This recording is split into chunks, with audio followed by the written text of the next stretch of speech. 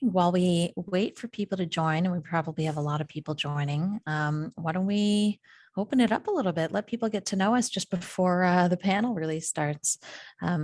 Jeff, one of the things I'm super curious to hear about you and the other panelists is, when you were a kid, what did you dream about becoming, and how did that kind of shape over time? I think most people will be shocked by this. I actually thought I'd be a stand-up comedian growing up. Watched a lot of Eddie Murphy and growing up in the 80s. So I always thought it'd be awesome to be a stand-up comedian. Were you funny? No, not at all. That's why I had to pivot to revenue operations. A very serious trade. It can be comical. It can be comical at times. Can be. I think we'll talk about some of the ways that sales leaders are just funny when it comes to RevOps. But Nancy, how about you? Same question. I wanted to be a rock star, but unfortunately, I'm not a good singer.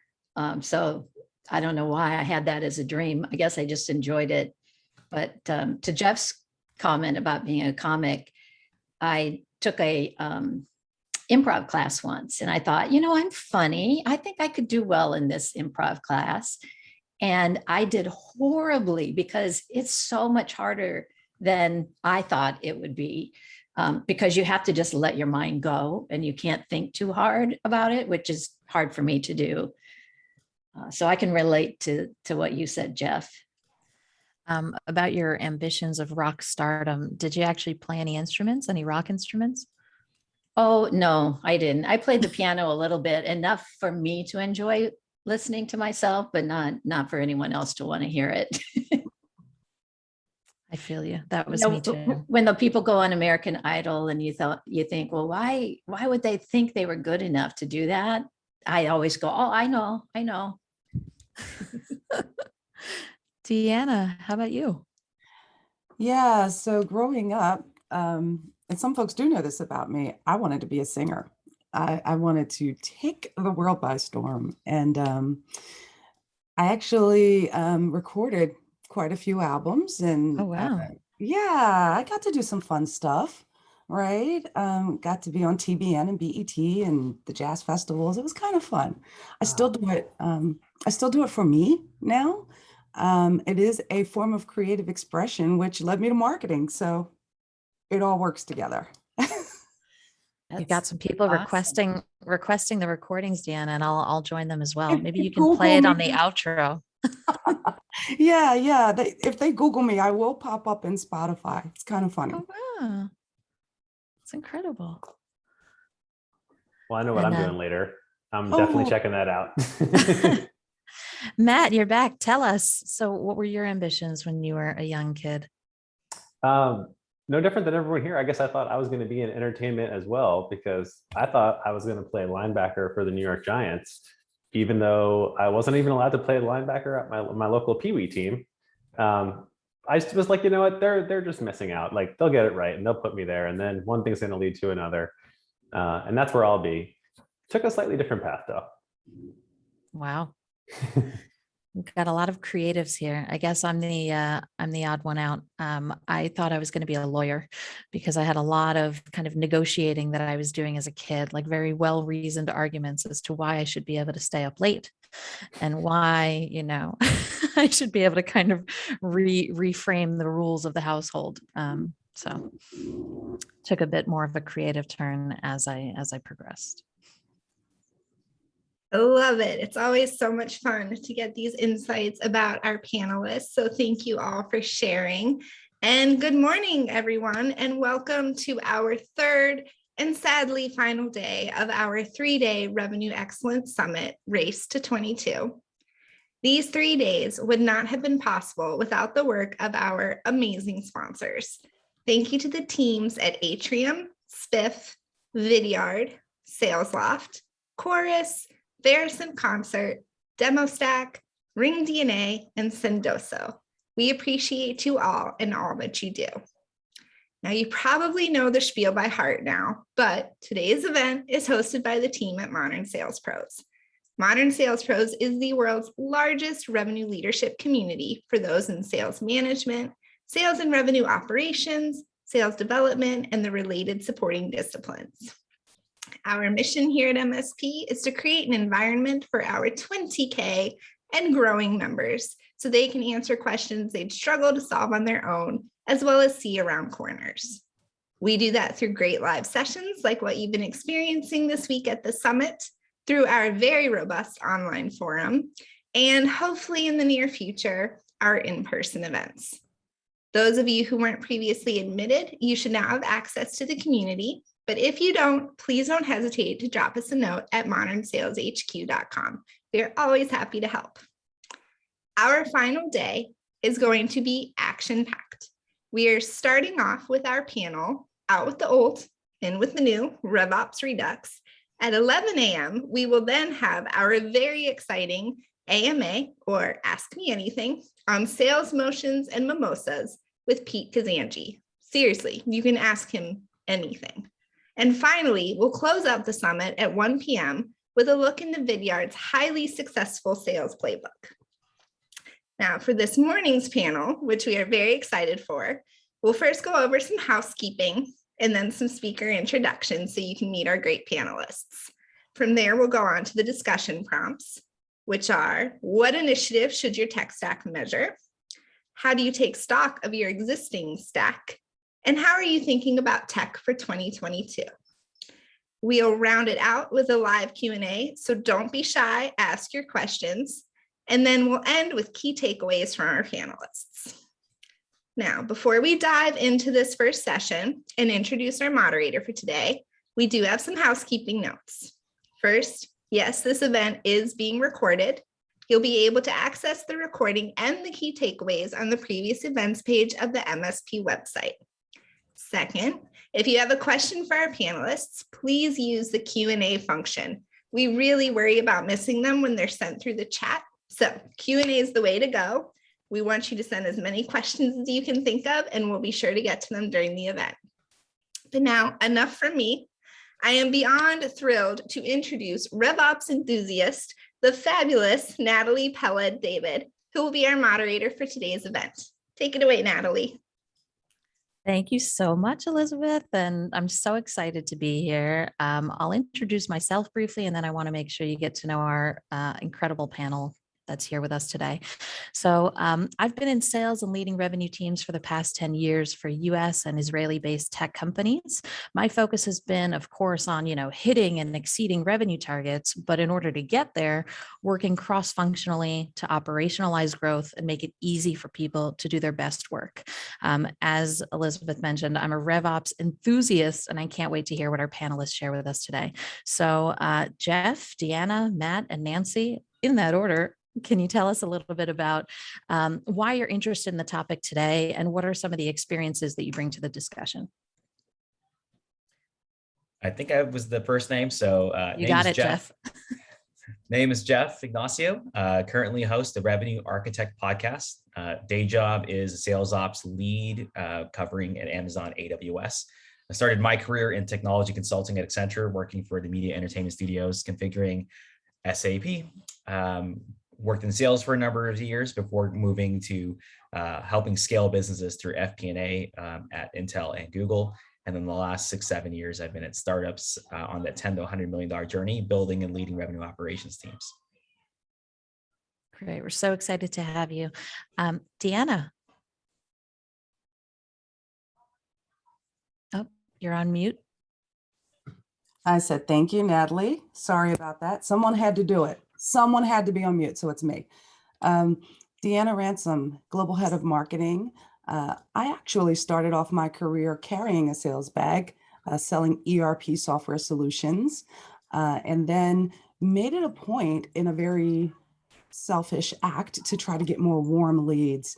And I spent time with marketing and wanting to figure out how to do that. And so I made that transition, spending time at information builders, many years at SAP, and then began leading marketing teams and progressing to be able to lead revenue growth organizations.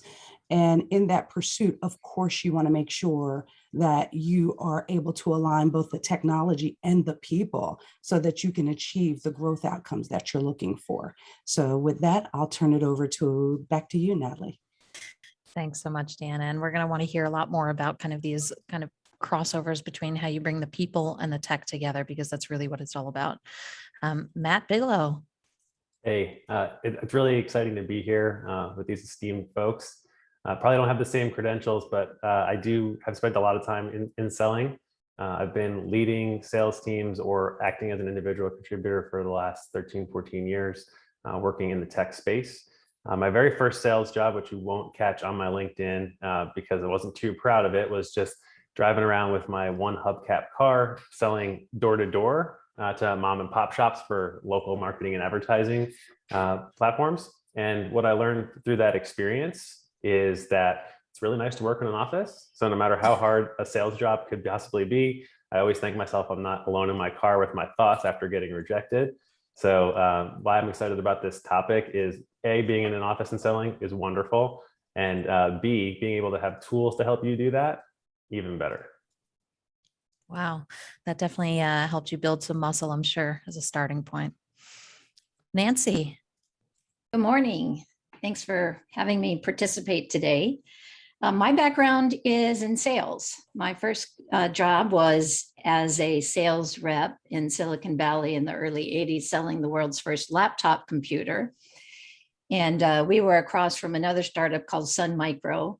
So we're kind of going back in time. I always sold to large enterprise accounts like Microsoft and HP, et cetera. But what we were selling, as I said, was the first laptop computer. And it was at a time when not everyone even had a desktop. So we zeroed in on field sales and field engineers and had to come up with apps to make them be interested in using and spending $10,000 on a laptop.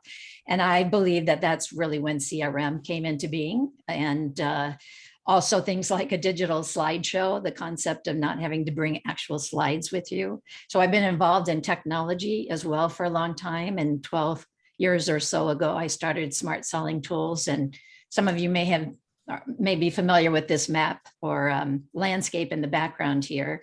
That's my landscape. And I've categorized all of the sales technologies that are out there into 43 different categories. So I've been eating, living, and breathing sales tech for the last 12 years full time. Thank you so much, Nancy. So if you've been tuning into some of these other MSP sessions as part of the Race to 22 Summit, we're really here to support you, go-to-market leaders, and setting yourselves up for success in 2022. There's been talk of go-to-market strategy, goal design, headcount, territory, and compensation planning, and we're here to bring it all together with the final piece of the puzzle, which is technology and tools. And so I want to kind of kick off the first piece of the discussion, but before I do that, if we can put up our first poll.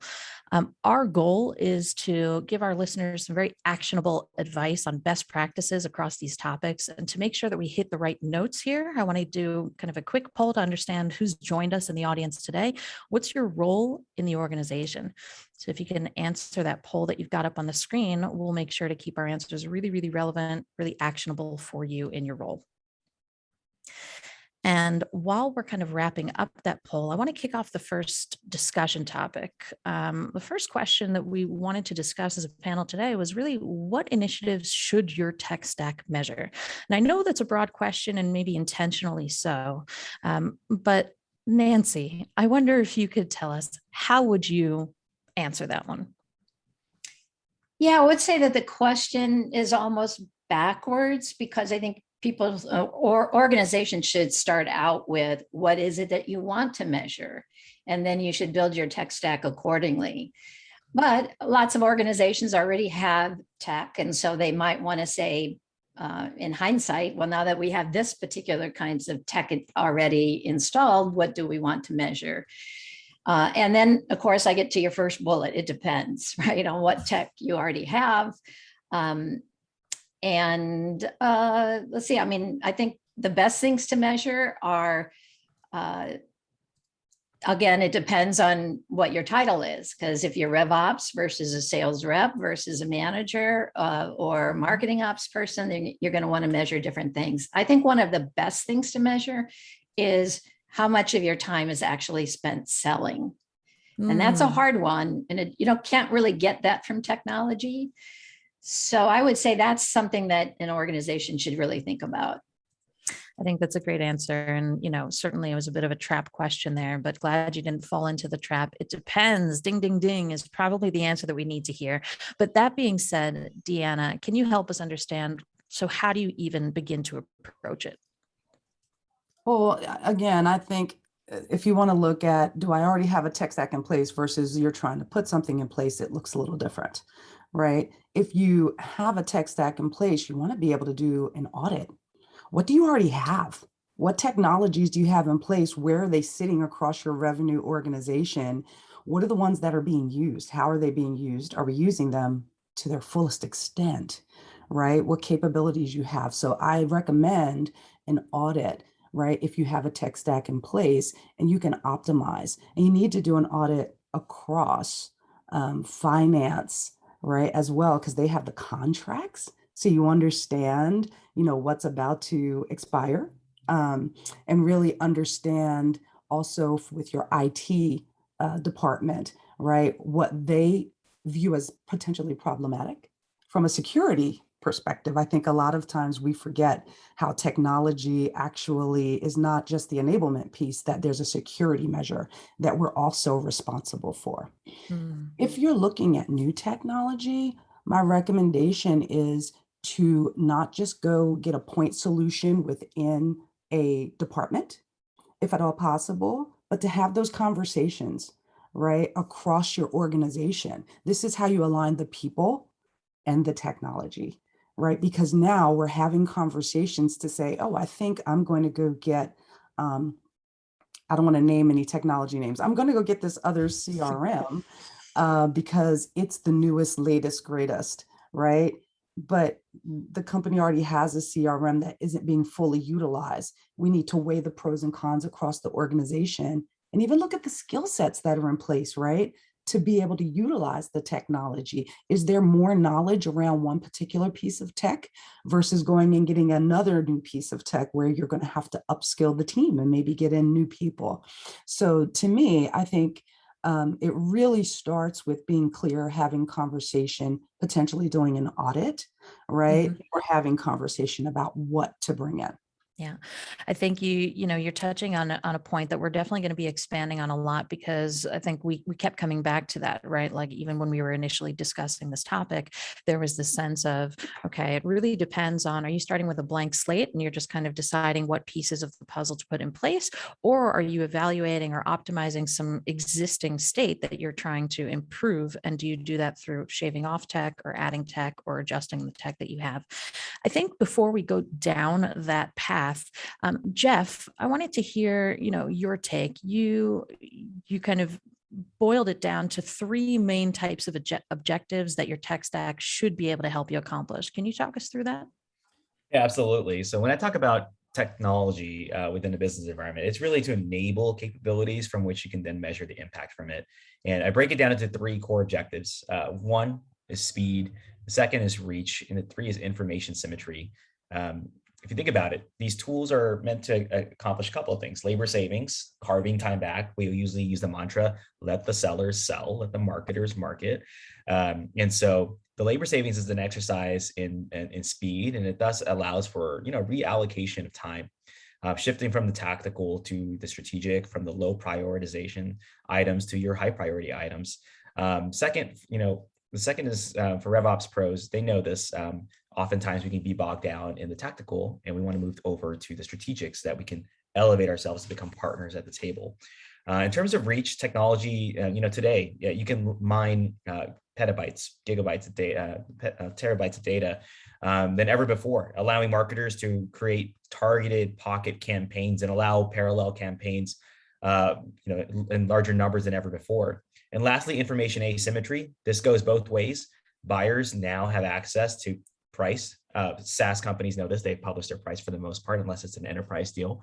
But that's created a ton of pressure on sellers to make sure that we up our game in order to meet the buyers where they are. Now that the fact that they have more information, they move further down the buying cycle.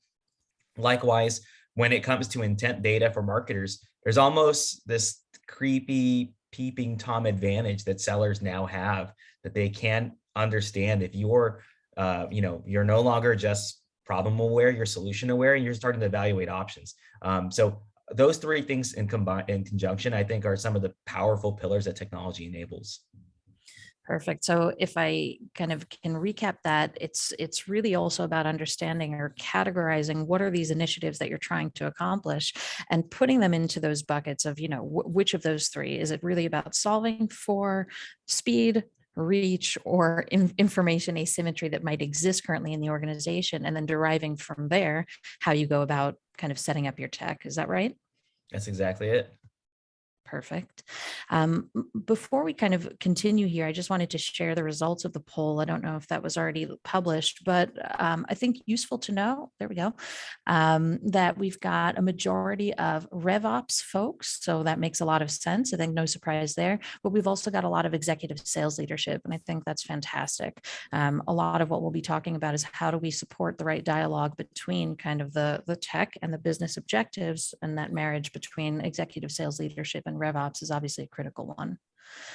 So, Matt, help us understand why is it not such a seamless activity for executive sales leaders and for RevOps to just kind of manage this tech stack and go about, just deciding, okay, we need another new piece of tech to measure this new thing. Where do people go wrong? What are some of the common mistakes that you're seeing, and what are some of the ideas that you have about how to do it much better? Yeah, I don't claim to know it all, but I have the privilege of speaking with G2Ks every day, as well as some of the fastest growing startups. It's a really unique role that I get to have. I get to talk to a lot of people who are all using technology in different ways. The first thing that I think that we need to measure with our tech stack is it actually doing the thing that we bought it for very well for us? Every SaaS company that you have a subscription to is giving value to someone else, or they're well on their way to being bankrupt anyway. So it's a safe assumption that if people use the technology well, it's a valuable solution, but it doesn't mean it's necessarily valuable for you and your org and the culture of how you sell or your process. So the first thing that I would measure, well, I think most people would start with pipe velocity. They might measure close rates. They might measure the ability to generate pipeline, things of that nature. And I think those could be a fool's errand, so to speak, and make you think that there's some false positives that aren't really there. So I tend to oversimplify things. And I think you might just want to sit down and literally write down every piece of subscription tech that you have. If it's not on subscription, who cares? You paid for it once. But if it's subscription tech, write every single one down, get the right people in the room, the right revenue leaders, the right RevOps folks, info systems, and just ask very point blank, what was the purpose of this particular subscription? Why did we buy it? Narrow it down to one thing. So let's say the example was forecasting software. We could say, okay, well, the board and investors were getting mad at us about having sloppy forecasting. So we thought this tool would help us forecast better. It also has like an AI component that can kind of help us figure out where we're going to be. Okay. Then you ask yourself a very simple question in that room. Is it doing this well for us? Yes or no? No kindas. So if it's a kinda or a no, get out of that arrangement and push that to the side, right? And then if it is a yes, then just figure out one quantifiable metric to attribute to that. Because if you take all this standard stuff, ASP, close rate, whatever, and just generally shotgun that across your entire tech stack, you're going to think that all of it's good and you can't get rid of any of it. And the inevitable outcome is analysis paralysis for reps who have too much technology in their life and they're not doing what Jeff was talking about, which is being on the phone selling or being live in person selling. So once it's a yes, just come up with one key indicator. So if it was the forecasting software, let's say it's the percent of deviation 6 weeks out from the end of the quarter to where we actually landed. And maybe you decide anything greater than 10% would mean this thing isn't even working for us. So you just look at that and see, is it working? That's the first thing I would suggest measuring is, does it work for you? And then you could move into more traditional sales metrics that you want to measure. But first, figure out if you should even have that thing, because what I see from G2Ks and startups is that people have too much at their disposal and there's a lot of waste. So kind of the less is more approach here, but also really making sure that what you've got is really serving the purpose that it's intending to serve. I guess kind of a good transition, and thanks so much for that, Matt, a good transition to this next topic. A lot of you have talked about needing to take stock and needing to do that audit, needing to assess what do you currently have and how well is it serving you and your organizational objectives. I want to kind of get back to you, Deanna, and also thinking about what Matt just said. How can you ensure that you're doing this tech audit effectively? And especially when, you've talked a lot about bringing members across the organization into the room to have that conversation. Do you think it's possible to land on one singular definition of what the tech should be doing, especially when you've got, for example, marketing and sales and finance in the room all together? Yeah, so I mean, that's a great question. And one of the things that I always do as part of the working motion is to sit down and have clearly defined definitions for us as an organization. It's like having a language that everyone can speak, right?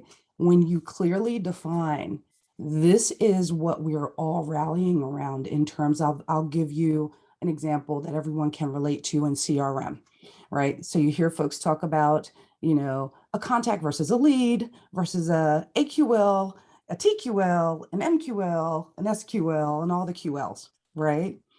That all the way through to an opportunity and such. What I have found is that just aligning, if you think about technology, before you get to technology, aligning your people around the language and the definition can be hugely impactful, right? And then aligning around, okay, now that we have a common language and we're looking at our tech stack, and I recommend that you do a documented audit as opposed to an audit where you're just talking it out, because you want to sit down and look at, and again, I'll go back to, it's a revenue organization, right? So we have to work together as one system, right, to be able to accomplish our goal. So look at what are the tools that are being used within marketing, sales, customer success. What other parts of the organization are impacted, or other systems that maybe don't sit directly within your revenue organization? What other systems are flowing information into some of these things? Of course, for example, financials sometimes need to flow into the CRM so that you can understand lead to cash, right? So you need to understand what is touching what. You need to document it across and see what lives in what piece of the organization, and then map that out, much like Nancy has done with all of those platforms that you see behind her.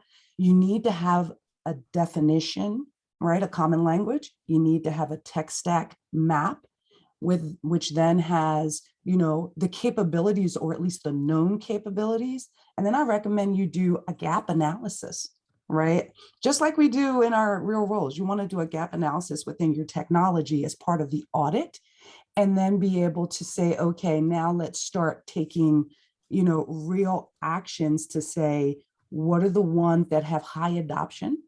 Which ones are sitting in silos that no one's really using, right? These are the kinds of things that make a huge difference before you start pulling the trigger. So I recommend that documented, cross-departmental audit, which includes all of your business partners, right? What are some of the ones that, and I want to throw this out here because I have this as an experience. What are some of the technologies that maybe an individual piece of a department brought in that secretly your IT team finds problematic? Right? They see it as a security risk. We have to be good partners, right, throughout the business in order to accomplish the goals. So make sure that we're having that piece of the conversation as well. What are the ones that maybe if it doesn't have a SOC 2 compliance, your IT team really wants you to get rid of it, right? Do we have wide adoption? Is there another tool that maybe we should bring in? Or, do we just need to reevaluate and really make sure that we as a company know why a technology should stay? So it needs to be thorough. I recommend that because once you build that as a framework, right, you really have a powerful technology platform to grow your business on. Yeah. I want to even go like one level deeper and like make it super, super practical, because I think probably people who are listening today are saying like, yeah, we need that. But you know, someone somewhere should do that, right? Isn't someone taking care of that? Nancy, can you help us get like really, really actionable here at its most basic? Like, what can this audit look like? In what form? On what tool do you use to like map it all out? Mhm. Yeah, and before I answer that, I'll just say that, look, if everyone that's listening today just did what Deanna just said you should do, you would be miles ahead of all of your competitors. So that alone is probably, worth the time of the webinar today. I would say to actually get the audit completed, one question you had was who should do it, or isn't someone doing it? That's part of the problem, is that there isn't any one person in charge of sales tech or MarTech or together RevTech. It's not like it's an IT, something that IT oversees, although they're somewhat involved. So you've got to figure out who's going to take ownership of it. And it can be just as simple as setting up a survey and sending it out to all the people all the constituents that make sense. So send out a survey. What are you using? You can ask specific questions for this or for that, or just what are all the different tools that are in your tech stack that you have purchased, because you got to be careful how you word it. It's not necessarily that you're using, because you may not really be getting much use out of it. So what tech stack have you purchased? What did you purchase it for? What did you expect to get from it? Are you getting that from it? When does it expire? Just think of all the things that you need to learn about it. And then when you get the results back, take a look at where those solutions fit on this map, because if you have 3 or 4 solutions that fit in the same category, then you might have some insight as to where you can get some cost savings, and even tech, higher tech usage, consolidation, so that you don't have as many tools and you have fewer that are working harder for you. I think it could be as simple as just setting up a survey. I did want to just comment on something that Matt has said. And Matt, I totally agree with everything you said, except I might have a slight different view on the question, are you getting the value from it that you wanted to get? And if the answer is no, kind of move on. Because a lot of time what happens for SaaS solutions is we think, oh, that looks exactly like what we need. All we have to do is, buy a license or buy 50 licenses for it, and then we're good to go. And many organizations just aren't ready for that yet. They don't have the commitment to train, to help people understand how to use it, to follow up on adoption. And so the answer to, are you getting value for it, may just be, what, you might want to ask one more question. Why? Is it because we didn't commit enough resources or management expectation that we're going to follow through? Or is it because we did everything we could be doing and it just isn't working for us? Matt, feel free to respond on that, because I know you've also mentioned that even with the why, maybe it doesn't matter all that much. Like, it's probably useful to understand, but feel free to respond here. Sure. Yeah. I think it's a very interesting point. I think the why, 99% of the time, it is adoption. And I think there are some mission critical things that, I believe it's kind of ties into the question that's on the screen here, actually. Like, there are mission critical things that you should focus on driving the adoption with. But frankly, you're probably never going to be able to drive adoption across a really large portfolio. So I think, like, oftentimes we can get bogged down in saying to ourselves, well, I mean, it could do this, and that might be on us, or maybe the info systems rollout wasn't good, or we should have held a couple more webinars, or let's just talk to our CSM. But that brings me back to my initial point. It doesn't mean the technology is bad. Other people are getting value out of that technology because they have adopted it. You particularly haven't. If it's mission critical, if it's a CRM, like, that's literally like the modern day Rolodex, like, you have to keep track of your customers, consider working through that. But there are so many ancillary things that stack onto the CRM effectively that we have bought. And in my experience with most groups, you want to just get rid of the ones, like, very easily, very simply. where you can say, does it meet its purpose? What was the purpose? Yes, no. If no, get rid of it, because that will actually free you up for a pretty daunting project in and of itself, which is an adoption project across the 10 or 15 that are probably still remaining. And I think that's kind of like why I would recommend that to folks, because you could find a good reason to keep everything, and you'll always be able to blame yourself for why it's not working out. I see too many organizations do that and then try to make them all work. I would say, like, let's get the couple that really do work, right?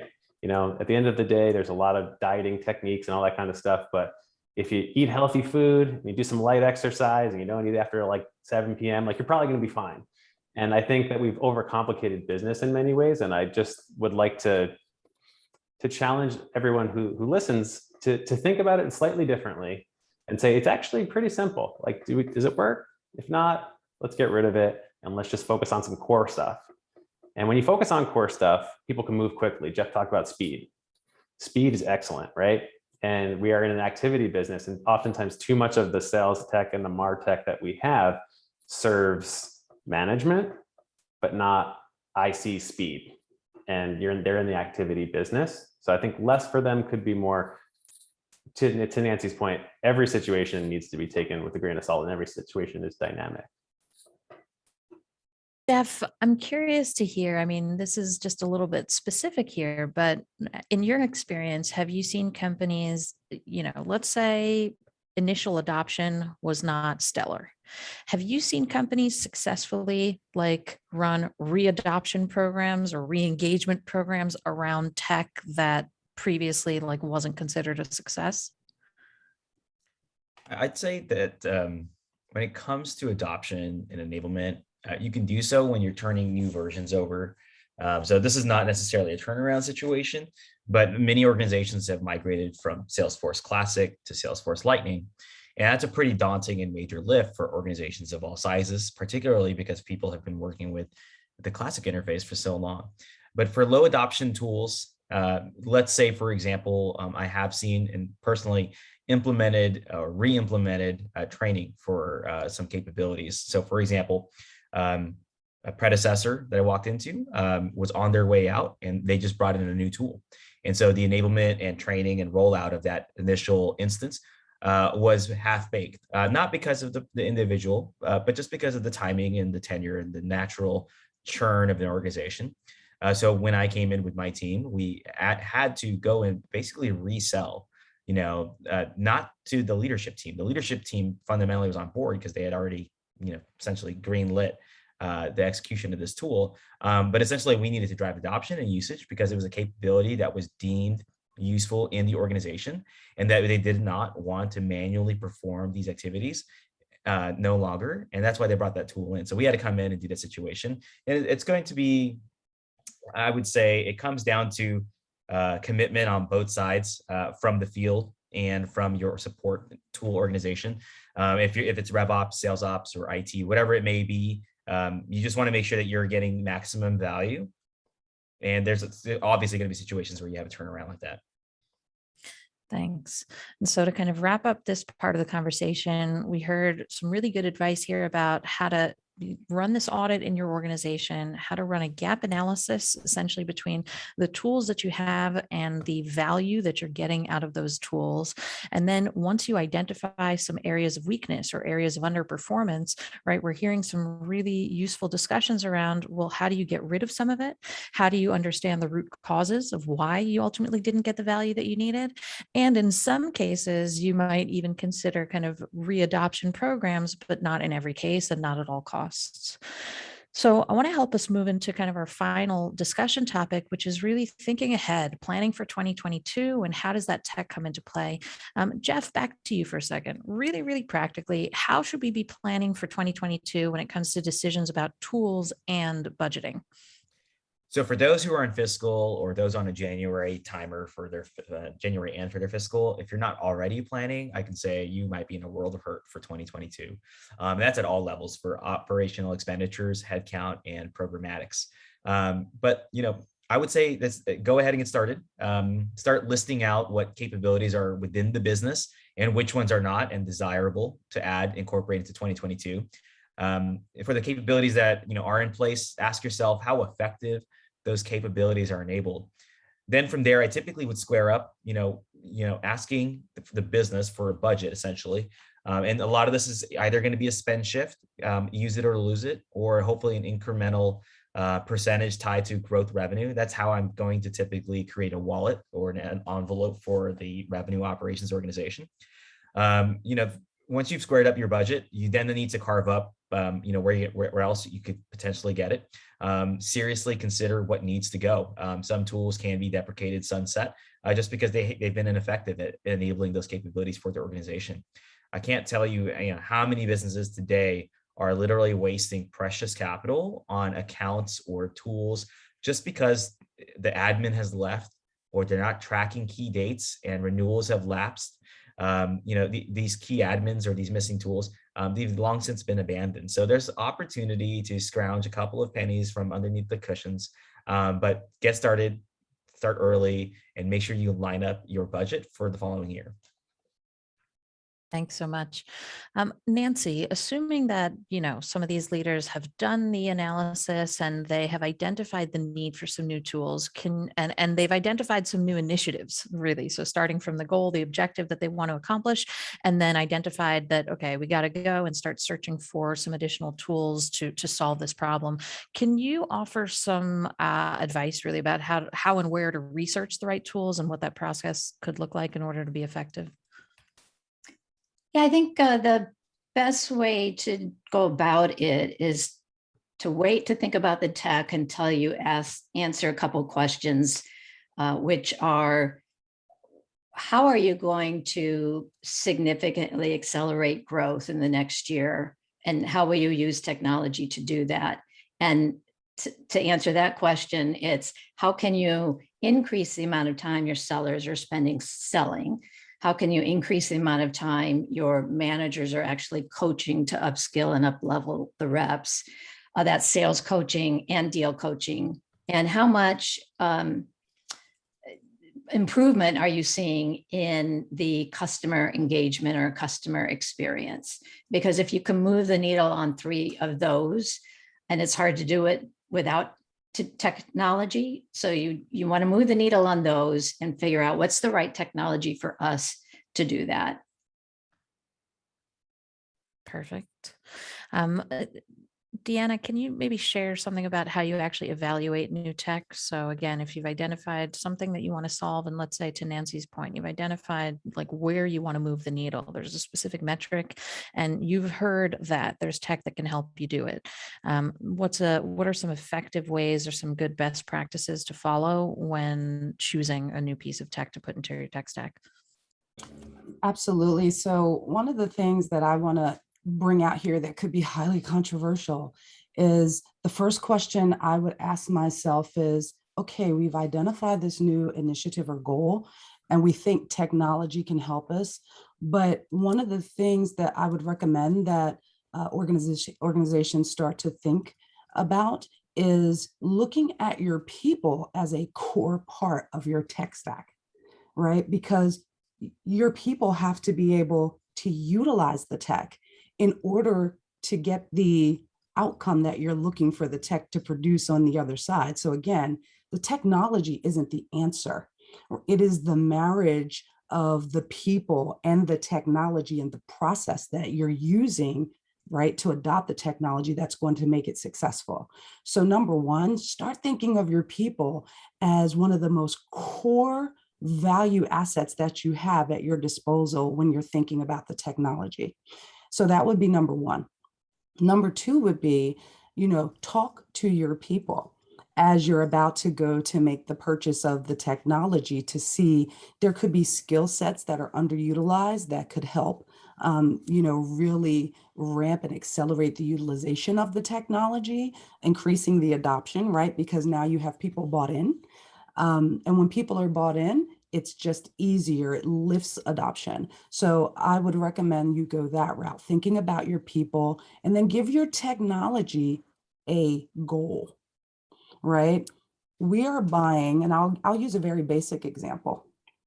I talked about doing an audit of the technology. and mapping it out and being able to look at it. And one of the things that becomes super helpful is to be able to use a mix of visual components and the ability to easily move things around so that when you're putting your framework together, you can see them. So a tool like Smartsheet, right? We purchased that tool in one of the organizations so that we could, do all of those things. But it was after we talked about it and went and had some other conversations to say, what do we want to get out of this? Our goal was we want this technology to work for us, and we want to be able to have it do, these 5 things. Oh my gosh. And folks were like, it's kind of like Excel, but more fun. Right. And I'm not knocking or pushing any particular product. I want to be careful there. Right. But for us, we gave our technology a goal, but we also talked with our teams. And then we built into that, hey, let's make sure that we share our experience across other departments, because perhaps they may want to take advantage. And instead of having one piece of a department using Microsoft X or another piece of the department using, something else over here, and we're over here using this, how do we become, and how does our technology enable us to work better together to accomplish more? So to me, think of your people as part of your stack, and then make sure that you are aligning and giving your technology a goal. What is it supposed to do for you, and who are the people that are going to use that technology to get it done? I have this funny thought that after listening to the panel, people might never buy another piece of tech again because they're so daunted by needing to bring together committees and run an evaluation. Do we really need this? And have we defined it well? So hopefully that's not the takeaway, right? But the takeaway is being really, really thoughtful and recognizing that the tool isn't going to solve the thing necessarily, but an effective thought process, a really thorough kind of implementation plan, really well-defined goals, plus buying the right tool. Those are the things that are going to make it work. I guess, Matt, actually, just before Matt, we're kind of coming into the final stretch here. And if you have any questions that you want to pop into the Q&A that we can address as a panel, please go ahead and pop those in. But while we're kind of getting some questions in, Matt, what are some of your predictions for, how people will be buying tools? Do you think we'll be buying more tools, fewer tools? And what do you think the smartest revenue leaders are going to be doing? Yeah, it's a great question. So the buying is not going to slow down. I believe it's Gartner that says by 2025 we'll be near $1 trillion enterprise subscription-based spend in software. If you look at your typical total economic impact reports, most software companies are trying to boast somewhere between 3 to 9x for every dollar you invest. I don't believe that the global economy is getting $9 trillion in ROI on enterprise software. But that doesn't mean it's going to slow us down in the purchasing of it, because for anything that you Google, any pain point you have, you can Google and there's a software solution for that. And you can even create your own software programs these days, code free. I play around with that on the weekends. It's super fun. Deanna hit it though. It's about making sure that the people can use the tool itself. So my father is an illustrator. So if you give him something you want him to design and give him Photoshop, you get a masterpiece. You give me Photoshop because I don't know how to master that tool, you get a stick figure, right? So I'm not suggesting that we shouldn't necessarily buy more, but I do believe that we need to make sure what we have makes sense. And then what we want to do is figure out how to drive adoption of what we have, right? Because if you spent the time to train me on how to use Photoshop, I probably could draw something really cool. It's a very powerful program, but I don't know how to use that power. One of the things that I would suggest that folks really look into once they've narrowed down what is mission critical is to consider process mining or consider digital adoption. Both of these in their own way kind of give us as the consumer, as the customer, we could take the power back from the ISVs. The ISVs have product analytics on their own software, and they know how bad their adoption is, and they're trying to fix it in all their daily huddles, et cetera. Process mining and digital adoption can actually let you see the kind of analytics that people only get normally on their own proprietary products and let you see whether or not it's actually working. That's not for the sake of churning on it. If that's a mission critical app, that would be a way for you to maybe redesign the user experience. Or you think that no one knows how to do this, but in reality, you learn everyone just struggles right over here. We could probably nip that in a 30-minute stand-up meeting, right? So I think taking the power back to really understand what the ISV knows about the software, but how your org adopts it will be big. And I also believe another worthwhile endeavor, I think a lot of people are talking about demo experience products these days. I think if you're looking to scale and you have a message that you want to make sure that the sales orgs are bringing to market very consistently, demo experience products that control what the rep can or cannot do to kind of keep them on task versus nervously clicking is also interesting. So I think that's something worth considering. But for all of these tools, it's really important that we make sure that we know whether or not people can adopt them. And if they can be quite powerful, but some of them are probably too far gone. Got it. Thanks. Nancy, help us wrap up here. How do you keep this overview of all the tools that you're evaluating or that you have? What are some kind of good ideas that you have there? Yeah, that's a good question, because especially in a larger company, you've got lots of different people who get called on by lots of different tool vendors, and they get interested in many of them. So how do you kind of keep the reins and understand what are all the different vendors that are being evaluated and for what purposes? And so just like having a audit set up, you can have a document set up that keeps track of all of that. And one recommendation is to say to your entire, organization, look, if you're going to be evaluating a solution, that's great. We encourage you to look into that. Have the vendor fill out this quick little,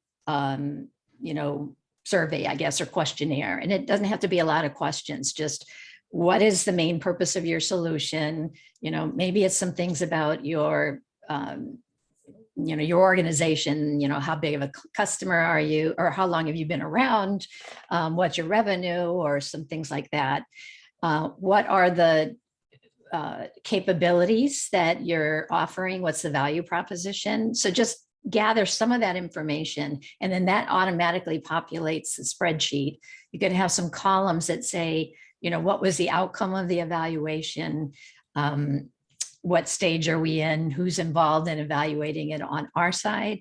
And then at a glimpse, you can see, hey, there are 4 different organizations within our company that are all looking at this one solution, or this organization is looking at a solution that we've already tried as a company and we've already sort of ruled it out. So it's just one way to get some sort of control while still giving leeway to your leaders to do their own evaluations. Thanks so much for that. I think that's such an important use case, right? So different teams might very well be evaluating similar tools or the same tools to accomplish different things. How can you create some more kind of synergies across the organization as well while you're thinking about this tech stack? One thing, sorry, yeah. Natalie, I just kind of want to just give a little bit of advice I think is really important for when you actually are going through a procurement cycle or evaluating software. Just for anyone on the line, just say, show me, over and over and over again to the vendor. If that person works there 40 hours a week and can't show you, get them out of slide decks. If they can't show you, how are you supposed to use it? And how is your staff supposed to use it? There's a lot of fancy marketing decks out there that talk about what the product is. I want to see the product. You're expecting me to use it. If it's a service that you sell and manage for me, fine, I don't need to see it. But I want to see non-technical people. If it's going to non-technical audience, which is salespeople, I want to see non-technical salespeople at the vendor using the product live in production. And I want to see that a lot. And I would keep tally of how often someone squirms when you say, show me. And then that might be a regrettable purchase if they're not willing to show you. It's something to look out for. What a great tip. I love that. We're just about time here. And so I want to do one final round across each of our panelists. And can you give us like the soundbite? What is the soundbite takeaway that you want our audience to take away from this session today? Jeff, how about we start with you? So the way I think about it, about technology, I would say the key takeaway is technology isn't always the solution. It's the thinking and the critical thinking around it, around what people, process, and tools are going to be needed for the situation at hand. So don't go hog wild and just acquire technology for technology's sake. I have a game plan. Love that. Deanna, give us your soundbite.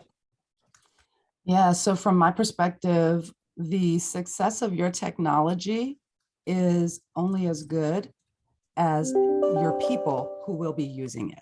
So make sure that as you are evaluating new technologies or auditing technologies that you feel are not working to their fullest capacity, that you dig that next level deeper and ask yourself why. Right? Did we enable our people? How comfortable are our folks with the utilization of it?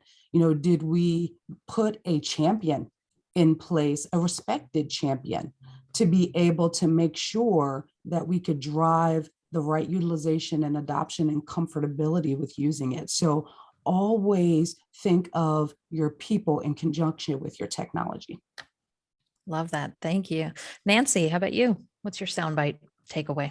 Well, I'm always thinking about it from a very practical, how can we generate more revenue and growth perspective? So my takeaway would be to say, what's keeping us from selling more?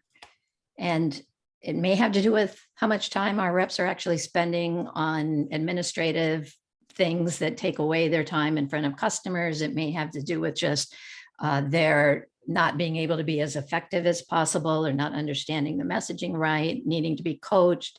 Just identify what are the things that are keeping us from selling more, and then look for ways that the current technology you already have can help with those. And if there are gaps, then look for a technology that can fill those gaps. Awesome. Thanks. And Matt, bring it on home.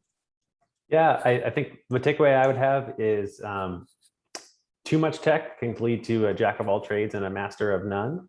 So just do that very simple task of asking yourself if it meets its purpose. If you have a kinda, maybe just push that one to the side. You still have plenty of others you could focus on.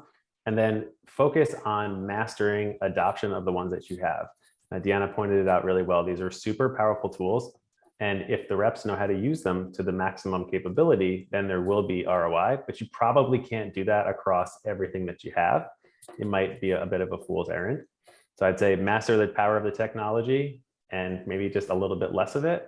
And then you'll be probably set up to close a lot more. I think the best teams and the best companies in the world have mastered doing one thing really, really, really good.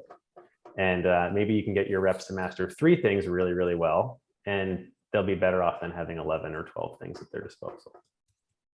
Boom. Thank you all so much. So well said, and really different kind of faceted approaches to the same topic, but I think we're hearing a lot of similar themes come up. So really well done. Thank you all so much. And I'll turn it back to you, Elizabeth. All right. Thank you so much to Natalie for moderating, and to our panelists, Jeff, Deanna, Matthew, and Nancy. It has been fantastic to have your insight on this subject. The recording and key takeaways will be made available shortly, so be on the lookout for our daily recaps of the summit with these links and more. And check out our final 2 summit offerings in the chat. So I just put that through for you. And so did Taylor. We really want you to come. Thank you again to all of our summit sponsors, and thank you to everyone out there for attending. We cannot wait to see you at our next event, our AMA with Pete Kazanji at 11 a.m. So come armed with questions. It is your chance to ask him anything, and maybe even get him in the cups. So pop your champagne and get ready. Stay safe, and see you soon.